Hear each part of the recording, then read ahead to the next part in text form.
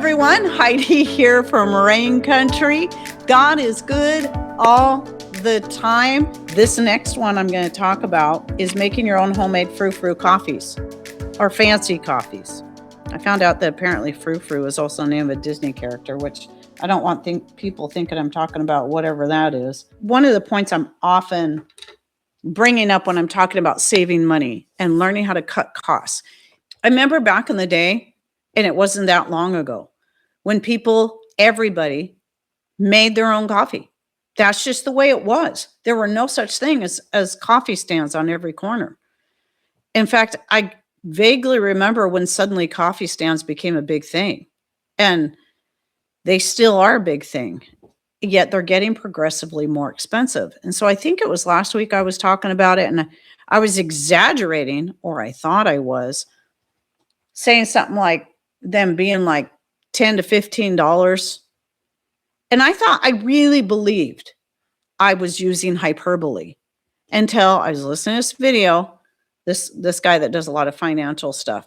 And he's playing this clip from this woman who's like, yeah, I spend $10,000 every week on just stuff. And she charges it all to her credit cards. So now what I'm going to do is hold myself accountable, and when I go out shopping, I'll video everything that I'm buying and post it here so I can keep myself accountable. And I'm thinking, well, it's not working. As you're watching her little clip from the one day, she starts out okay, not spending a ton of money. She goes to Old Navy. She spends a couple $100, but she's stocking up on clothes for her kids, and they were on $6 t-shirts and stuff. Oh, okay. I can see that. And then she goes out. I've never been to a Chipotle. I don't even know if there's one around here. I don't care. Well, definitely not here, but I mean, anywhere in my state. I have no idea. And she gets lunch for her and her daughter that was with her. And I think that cost her $12. I'm like, oh, well, that's not too bad. Looks like it's probably fast food, but okay. But then she goes and gets herself a Starbucks, and it cost her over $16. And it wasn't even a big one. It looked like it was maybe about a medium, like that big. When she was holding it, I'm like, that's over $16. And here I thought I was exaggerating. Before I continue, let me say one thing. I am not against people buying a coffee stand coffee every now and then. No big deal. I mean, if you want to treat yourself to something fancy every now and then, fine. Or you're on the road, fine. But when I was looking up, I thought, let me look at prices. What is just to go to a coffee stand and just get plain old coffee? The cheapest price I saw was $3.50 for a single cup of black coffee. That's outrageous. How hard is it to brew your own coffee at home? I mean, I was doing that years before these coffee stands started popping up everywhere. So, okay, then you go, well, I want to treat myself. Well, you know what people used to do to make their coffee all frou-frou and fancy? They would add cream and sugar. And sometimes maybe a little flavored extract of some kind. And so it's really not a difficult thing to do that. But let's just think of a few other ideas. I'm not a big one into fancy coffees, but every once in a while I do understand the allure. And so when I first started getting into making that pumpkin powder, I thought, I wonder how this would work to turn it into like a pumpkin spice latte, since that's like the big thing every fall. So I took some of my pumpkin powder, added it to my coffee, a little cream, and some maple syrup, and some spices, cinnamon, nutmeg, clove. It was really good. The maple syrup was the perfect sweetener because of the type of flavor it added as well.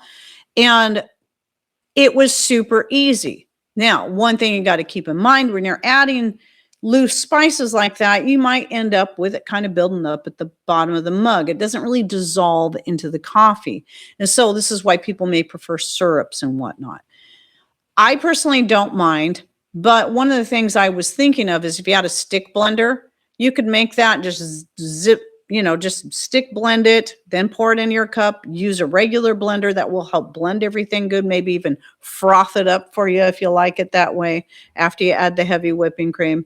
Or you make the whipped cream from the heavy whipping cream, which is also easy to do, and you put that on top as well. I mean, these are things that we can do at home if we really want to make a special treat. That's not going to break the bank. When you think about what it costs, so $16 for one cup, I could take that $16 and buy some coffee beans. Okay, you guys know I like which way do I go? I like my Shepherd's Crook coffee, but it is not cheap and the price keeps going up. And I don't blame them. Everything's costing more money. It's very expensive to buy their coffee because it's organic, it's low acid, but everything is going up. Okay, so maybe you don't want to invest that much and you're trying to save money. Just get some quality organic coffee beans or pre-ground coffee if you would like. And you always pay more typically for pre-ground, and coffee beans, whole coffee beans will last longer. And you just grind them up before you use them, and then they'll just taste a lot fresher. Even Kirkland organic coffee is a decent coffee. It's some of the best price I've seen. You get it at Costco on organic whole coffee beans. $46 at Costco online. Sometimes it's a little cheaper if you go to a physical store. And that's 4 pounds of coffee. So what did I figure? Approximately $12 a pound. And for $12, you could get yourself enough coffee to last for at least a month, depending on how many people it's serving. And then for the other $4 that cost for that, put that into your little fancy schmancy stuff you're going to add to it. And you'll have at least a good month's worth of coffee.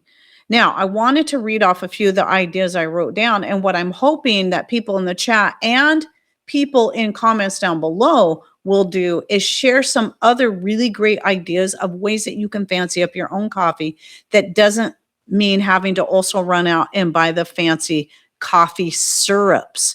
So syrup, by the way, is an easy thing to make yourself.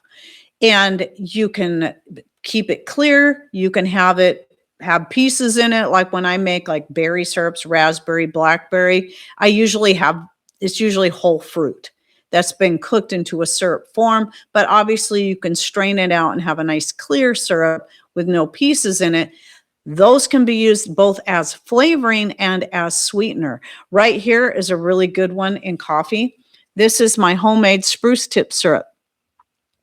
So just from spruce tips the spruce that grows wild out there or other piece of property. Go out there and harvest, or in the early spring, the spruce tips. It smells so good. Make your own spruce tip syrup. Super good in coffee. This one right here, as is the maple syrup. You can also make your own flavored extracts. I just brought a few in. Peppermint. When I make a peppermint extract, I make it from fresh peppermint. Now you can make you can make them totally alcohol free by using glycerin and water. And that way you would also have that sweetness to add to it, as well as the flavor. One of my favorite ones in the way it turned out is raspberry. My raspberry extract turned out so good. It's one of my very best ones. Obviously, there's vanilla. And I just brought in a few. This is cinnamon. I've never used it for anything. I just made a little bit because I was trying it.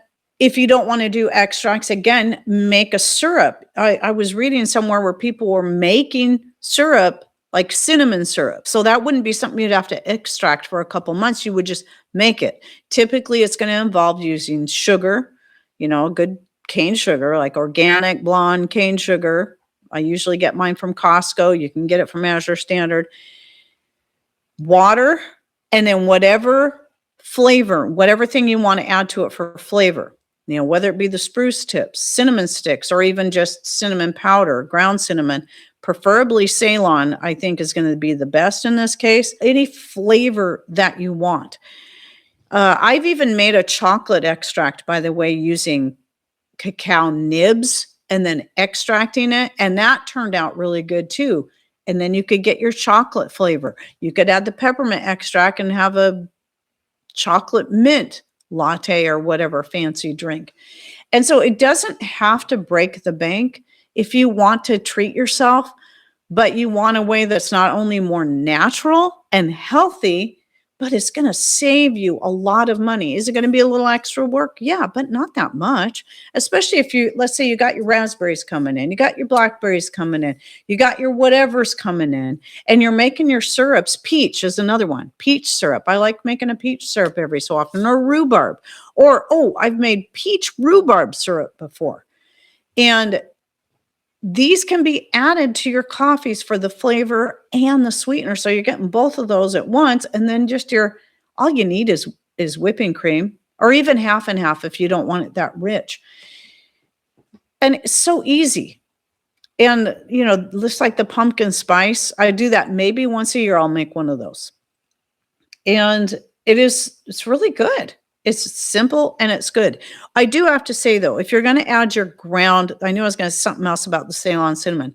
If you're going to add your ground spices directly to the coffee, then I recommend going with Ceylon in that case for sure, not the cassia cinnamon. Cassia is not even considered true cinnamon, where Ceylon is considered the true cinnamon. But cassia cinnamon will turn slimy if you just toss it in there. It's kind of gross. So the Ceylon doesn't do that. It doesn't turn slimy. So that's another reason why I prefer Ceylon cinnamon over cassia. Your chocolate fudge sauce with the milk. Oh, I was going to say that too. Make your own chocolate sauce or caramel sauce. I've got recipes on these. And you can use those in there. In fact, I decided to try my caramel sauce just for the heck of it and coffee. It was good. I didn't have to really add anything more to it because it sweetened it. It had the caramel flavor. It was great. Orange, don't forget you can make orange extract. Other types of powders, obviously cacao powder, you can do that too. It just depends on how you want it. Do you want it really clear and clean and don't want anything in the bottom of it or have to keep mixing it up? Then you may want to make an extract or a syrup that's clear, or some of the stuff you can just add directly to it. But there's also fruit powder. So any of your berries that you can dehydrate, like berries typically have a low sugar content compared to other types of fruits. And so when you dehydrate those, you can usually get them very crisp, and then you can powder those and use those directly as a flavoring of just as they are. Honey, another good sweetener right there. But anyway, so my point in all that is, again, for the cost of one really fancy, so this woman must have been adding a lot of stuff to get it up over $16 to that little Starbucks. And she said it was a Starbucks. So I don't know about other coffee stands, and where she was located. But for the cost of $16, I would say you could take that same $16 that you spent on just one and have enough to make you one every day for at least a month. And it's easy, and you can be creative and make it your own way. And yes, you can buy those fancy Torani coffee flavored syrups, but I don't know what all's in those. So if you're also looking for a healthier way to do it, just look at making your own syrups. I know that you can look it up and find recipes for making your own coffee syrups.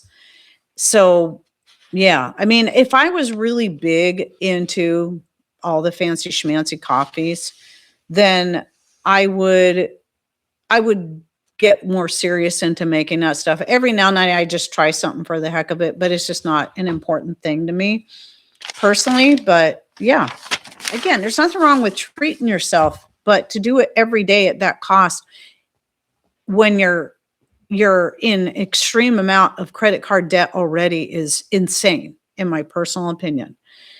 So holding herself accountable by running out and buying that and saying, look what I bought. Is that really what she's trying to do? Or is she just showing off what she's spending her money on? I don't know. It seemed really dumb to me. I think if I was going to show the world If I knew I was a massive spendthrift and I was going to show the world to hold myself accountable, I would be more conscientious.